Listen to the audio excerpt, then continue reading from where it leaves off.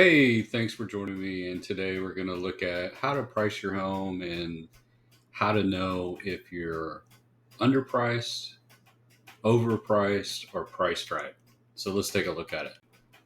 So there are many types of buyers. There's cash offer buyers. And those are typically off market.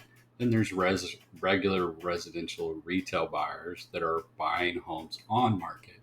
So if we're only talking about the regular buyer pool, then what that's what we're discussing right now today. We're not talking about cash offers. So when you put your house on the public market, each morning buyers have searches saved, and as well as buyers that are working with realtors and also buyers that are not working with realtors. So the realtors have their searches saved for their buyer clients. And then some buyers are not working with realtors and they have their own searches saved for what homes they want. So each morning they get a variety of emails for the new homes that hit the market. And very quickly, they will go through these properties and either favorite the home, remove the home, or do nothing with it, right? And so what we want is we want to be on their favorite list, and so that we get scheduled and actually have feet through the door. That's the goal. Um, we are tracking the number of home buyers that are walking through the door, whether that's showings or open houses, as well as phone call questions that we may get. So every morning, it's important, in our days on market do add up. So each morning they get this list, right, of the properties that are for sale or just hit the market. And almost instantly they make a decision based on these things, right? Basically, we have price, which ultimately resolves all condition and incentive issues, because if it's cheap enough, you're going to have multiple offers and many showings. Um, if it's too expensive, you won't have any showings.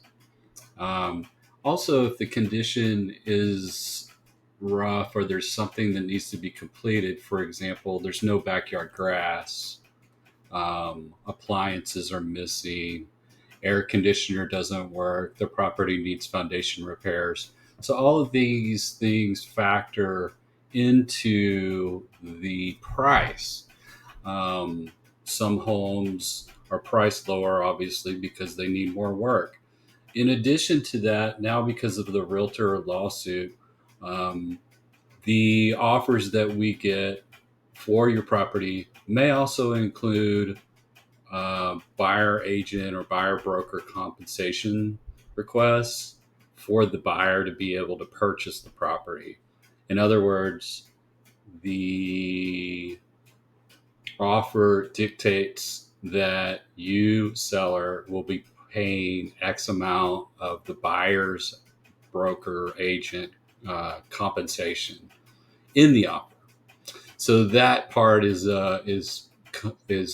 would be considered an incentive, as well as if you're offering any closing costs to the buyer, whether that's through dollars or you could be offering new carpet in the bedrooms with an acceptable offer, etc.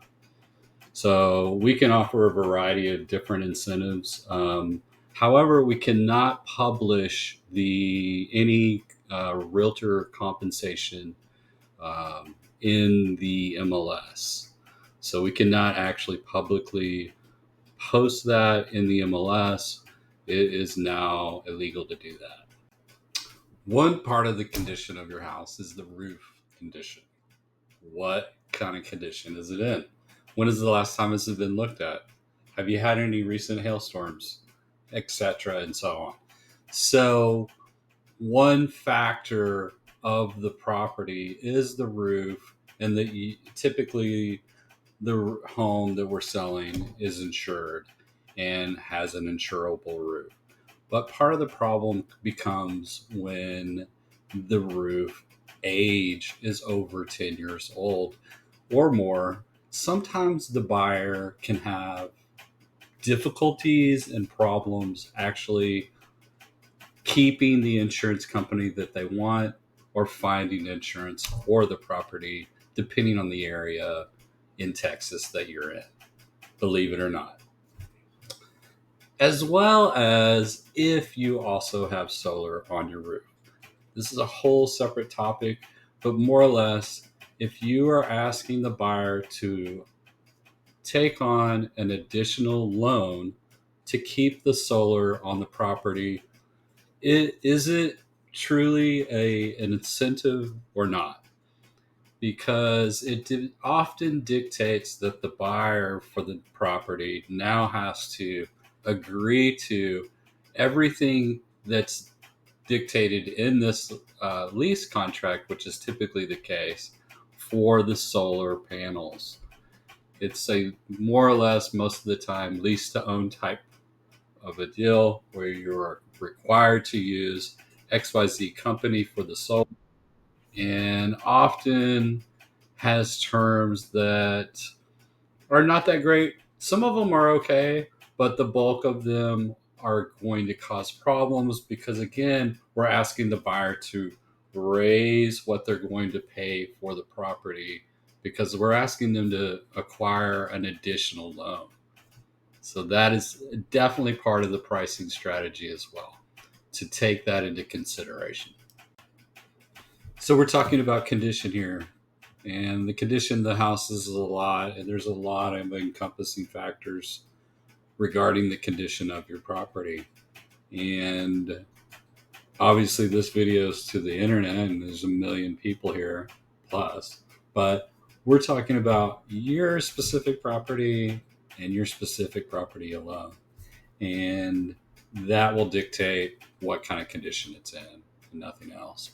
But we do need to address some of the things that we can address while we're off market and fix those with our trusted contractors or your trusted contractors and get whatever we can repaired. And especially we're looking at items where we have the largest return on investment. So if it costs us X, we will make X times whatever on that investment. And it's something to consider as part of your pricing strategy. Regarding the age of the house, we may be dealing with settling cracks here, cracks in the driveway, cracks in the drywall, cracks in the brick. We also may have teenagers that punch holes in the walls, problems. All of those things can all be addressed, but more or less anything that you think may be a problem, it's best to have a contractor come out and look at the roof, look at the air conditioner.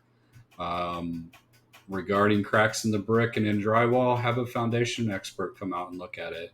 Or even better yet, hire a structural engineer to come out and give you a full-blown report on the property that you can hand over to the buyer.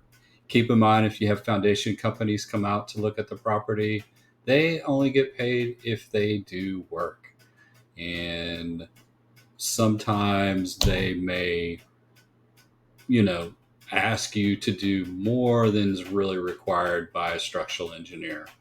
So, as well as that, if you have the property looked at and let's say there are some settling cracks, but the foundation appears as normal and we have a report to provide to the buyer that says that, then we can go ahead and repair all of the cracks that we can and address the brick cracks with the masonry and fix those as well.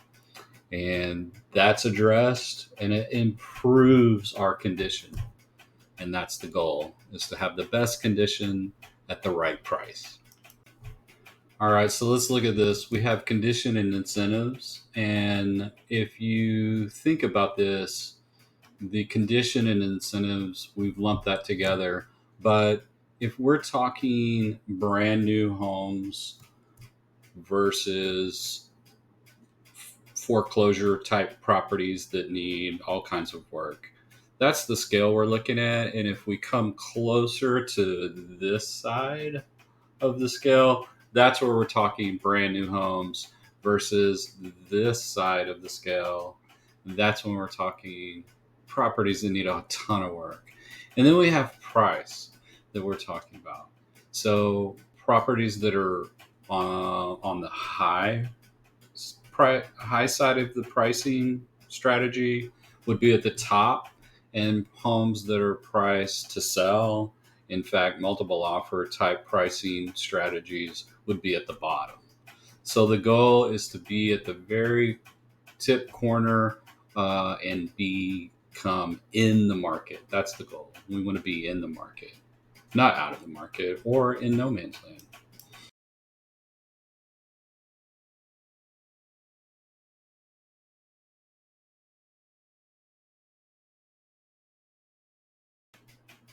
So everything's going to come back to this one slide because the price that we choose to uh, price your property is actually not the value of the property. It is more of a strategy to get boots through the door. And if our strategy is to price it high, we're going to be in what we consider out of the market. If we are priced just above market or even market sometimes, um, we're going to be considered no man's land. And then obviously, if we're getting offers and we're getting second showings, people that are there for an hour, we know that we're pretty close or in the market. So, how will we know where we stand once we put the house on the market? Well, it's actually going to be really simple. We'll know it. We both will know it. You'll know it. I'll know it. We're going to know where we stand based on the amount of traffic and offers that we get. If we are overpriced, we are going to be at the top of this triangle because we aren't getting any traffic. If we are, it's very little, and we're just not getting the activity that we need. If we are underpriced, we are going to have traffic, lots of traffic, lots of questions, phone calls to find out if I have or if I'm already working any offers, lots of questions from buyers, and hopefully, potentially multiple offers is the goal there. And this may be a strategy that, depending on the property, if it's in bad condition or needs condition issues, you actually may price it more on the lower side to achieve multiple offers depending on the property.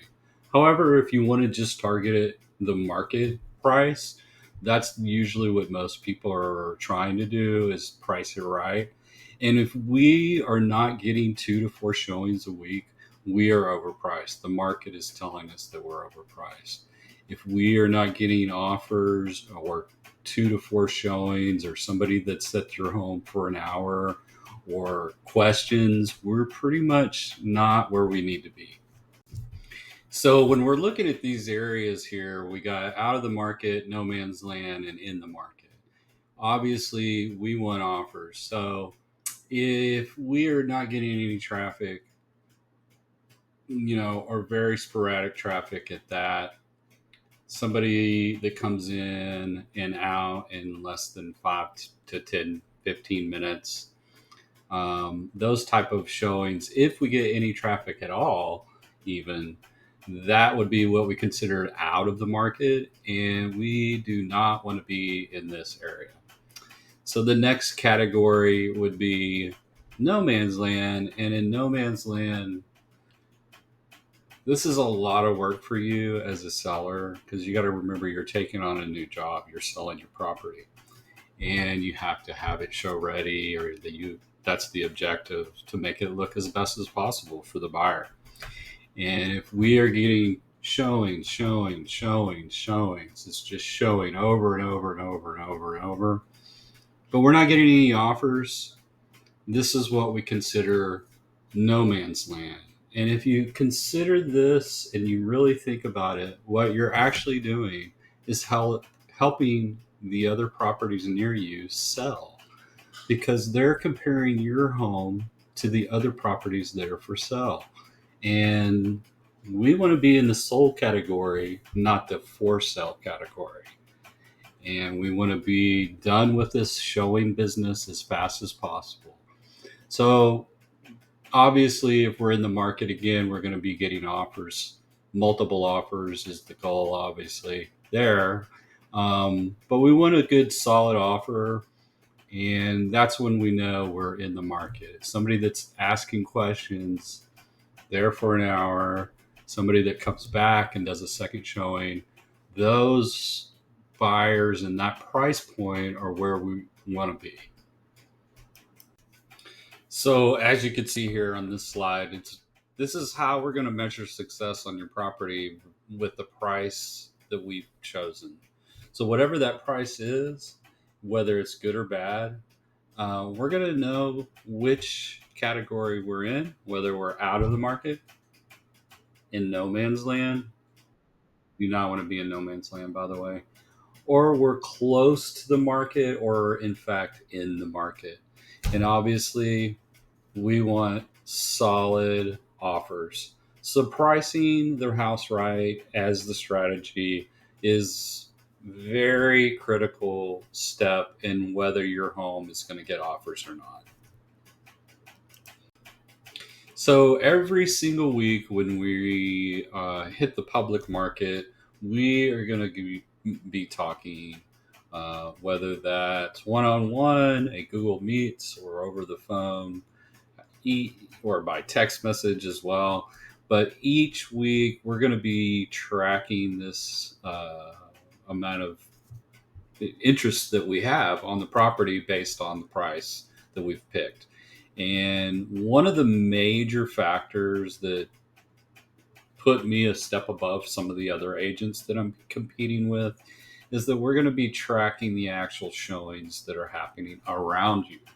So let's take, for example, if we're not getting any traffic, I can pull up a showing report and be able to see if in fact other homes near you are showing and what price they are asking for their home. So let's take a look at that. So this report is coming from our showing service, which handle the majority of the showings that all of the area agents are using.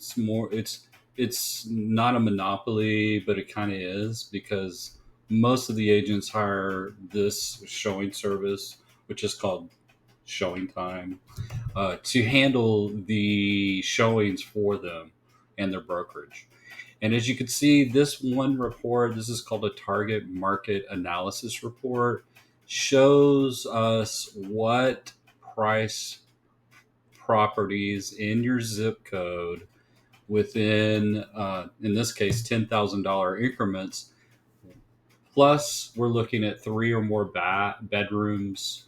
And I can put a lot of criteria in there to kind of really pin it down, but this will give us a broader sense of what prices are actually getting feet through the door, because we have to have 2 to 4 showings for us to be considered in the market, or offers, obviously.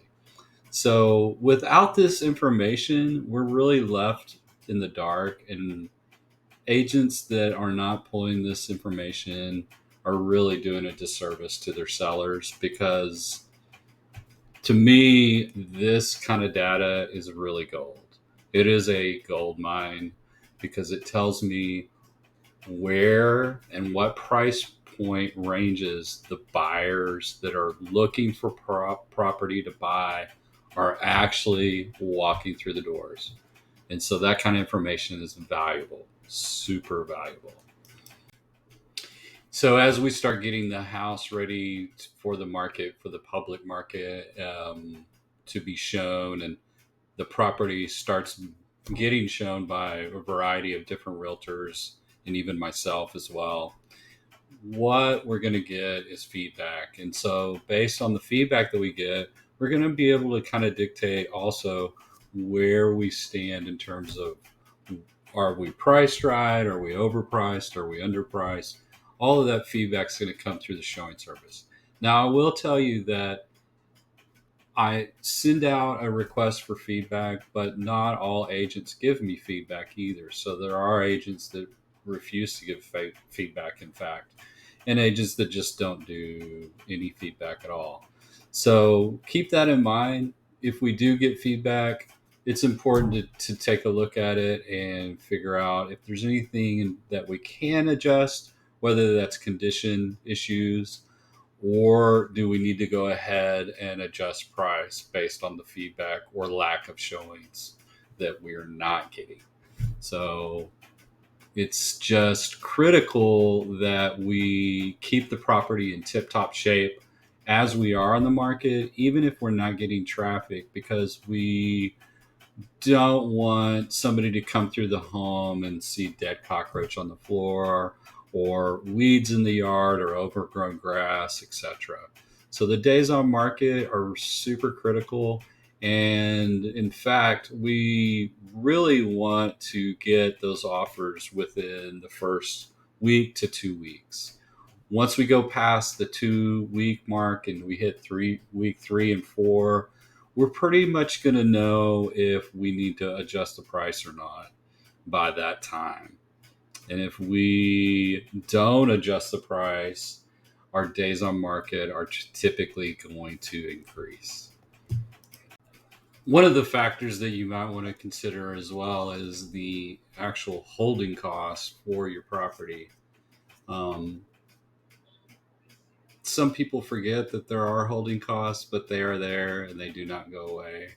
And every month that we do not sell the property, sure, we are putting some of that money towards principal, but a lot of that is going, and the bulk of it is going to the interest. And so the faster that we can sell the property, obviously, the better that we're going to make out, you as the seller and me as the agent. And if you look at this, these are some of the examples that we're looking at when you're considering the holding costs. So if we're not getting traffic, why not adjust price sooner rather than later? Because unfortunately, I'm not going to be able to change the market. You're not going to be able to change the market. The market is the market, and there's not anything that any of us can do about it.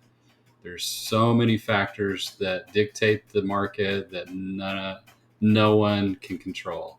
And so, unfortunately, like in this example, we're looking at a seller that has a holding cost of $43,026 per month.